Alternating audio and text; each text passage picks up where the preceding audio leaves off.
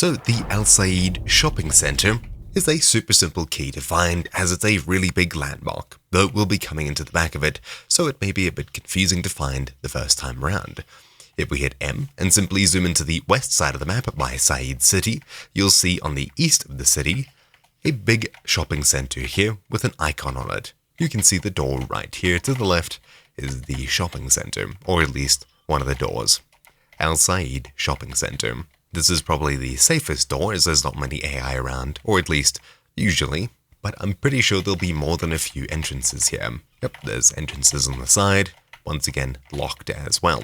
So it's a rather big building, but it's easy enough to get into. Just make sure you walk around on the inside, as you can unlock the deadbolt from the inside and get out for free, and of course let your friends in through the other entrances.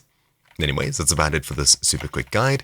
Thank you all for watching. My name's been Technobe here for Troubleshoot, and I'll see you all next time. Ciao.